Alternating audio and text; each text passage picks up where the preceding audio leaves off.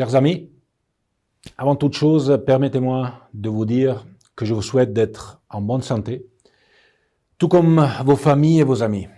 La FIFA et l'ensemble de la communauté du football sont aux côtés de tous ceux qui souffrent en ces moments difficiles. Nous traversons une période incertaine. Dans de telles circonstances, il est essentiel de garder son sang-froid et de faire preuve de solidarité. Même si nous sommes éloignés les uns des autres, nous devons rester unis. C'est la raison pour laquelle j'ai voulu vous adresser ce message et partager mes réflexions avec vous. Pour l'heure, la FIFA a 3 choses à l'esprit, dans cet ordre de priorité. Premièrement, la santé. La santé se doit d'être la première de nos considérations. Deuxièmement, notre préoccupation est de trouver comment aider efficacement la communauté du football dans ces heures difficiles. Et enfin, troisièmement, puisque la vie a ralenti, essayons de mettre cette expérience à profit pour réfléchir à notre avenir.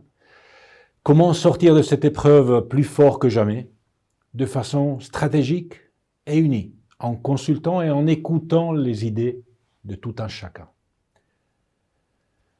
À propos de notre première priorité, notre principe fondamental que nous appliquerons à nos compétitions et nous vous encourageons à suivre est simple.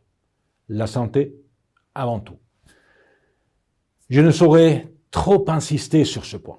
Aucun match, aucune compétition, aucun championnat ne mérite qu'on lui sacrifie ne serait-ce qu'une seule vie. Où que vous vous trouviez, ceci doit être parfaitement clair dans votre esprit. Il serait totalement irresponsable de reprendre les compétitions si la situation n'est pas sécurisée à 100%. S'il faut attendre davantage, nous le ferons. Mieux vaut patienter que de prendre le moindre risque. Écoutons donc les messages des autorités sanitaires, écoutons les experts, travaillons avec eux et suivons leurs directives et leurs conseils. J'aimerais également remercier ceux d'entre vous qui ont mis le football au service de la diffusion des messages de santé, en les partageant avec vos communautés respectives. Je suis fier de la solidarité, de la réactivité et de la générosité dont vous avez fait preuve. Nous touchons à la même essence du football et de l'esprit d'équipe. Maintenant, il nous faut continuer dans cette voie. Chers amis, vous avez sans doute entendu parler d'une autre de nos priorités. Je parle du fonds d'aide d'urgence que nous mettons en place.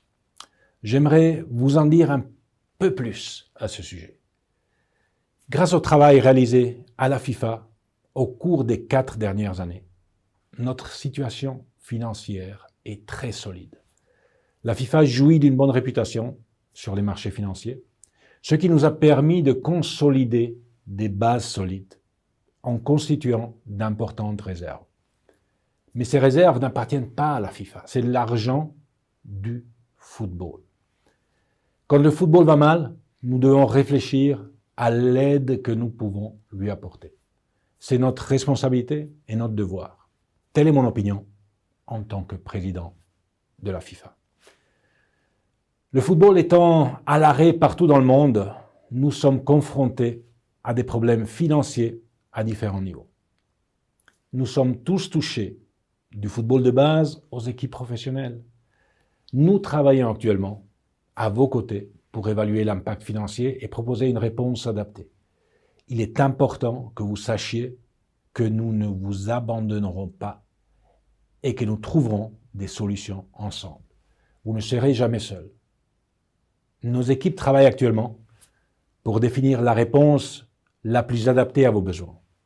Bien entendu, ce travail doit s'effectuer de façon claire, transparente et objective, ce qui signifie que les principes de bonne gouvernance doivent s'appliquer, comme toujours.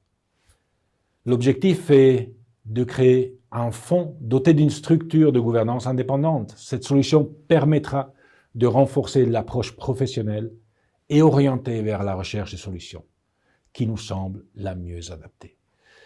Ceci signifie que chacun saura où va l'argent et surtout, vous saurez pourquoi ces sommes sont affectées ici ou là. Par ailleurs, afin d'offrir une aide immédiate à chacun d'entre vous, j'ai demandé à l'administration de la FIFA de prendre, avec l'approbation bien sûr des commissions concernées, les mesures nécessaires pour anticiper le versement de la seconde moitié de vos frais opérationnels dans le cadre du programme Forward, prévu pour le second semestre de cette année. Dans ces circonstances exceptionnelles, j'ai également demandé à ce qu'on renonce aux conditions requises pour les critères supplémentaires de cette année et de l'année dernière, afin que la totalité de la somme soit versée à chacun d'entre vous. Ce versement devrait vous aider et soulager la pression à laquelle vous êtes actuellement confrontés, tandis que nous continuons de bâtir ensemble une réponse à long terme. Chers amis, en conclusion, la santé doit passer avant tout. Mais ces circonstances exceptionnelles peuvent aussi être l'occasion pour nous de nous tourner vers l'avenir et de voir quels enseignements nous pouvons tirer de cette expérience.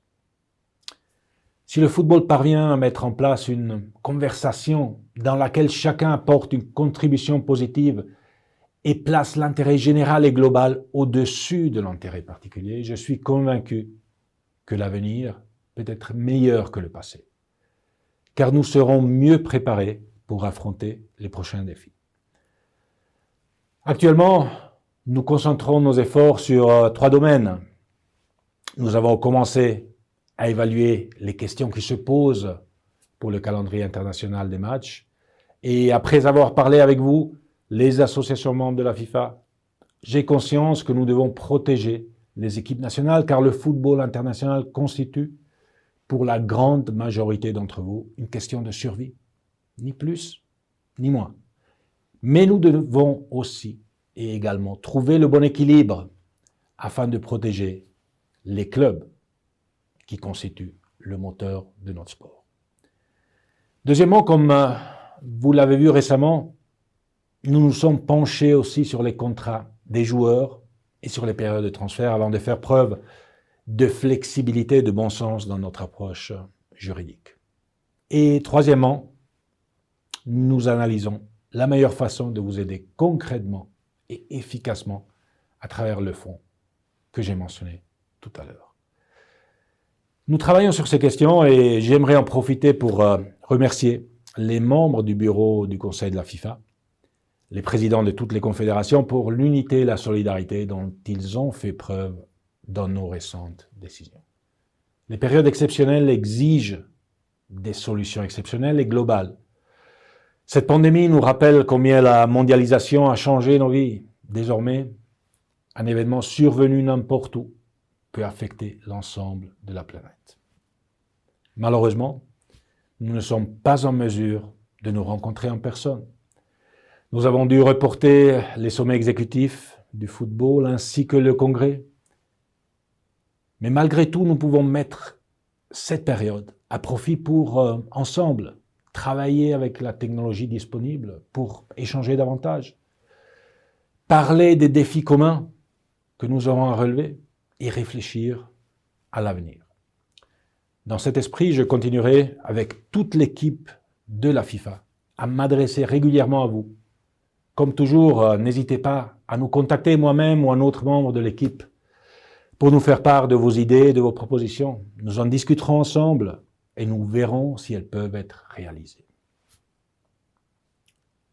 Mes chers amis, soyez prudents et prenez bien soin de vous et de vos familles. Continuez à suivre les recommandations des autorités sanitaires de votre pays et de l'Organisation mondiale de la santé. À très bientôt, mes amis.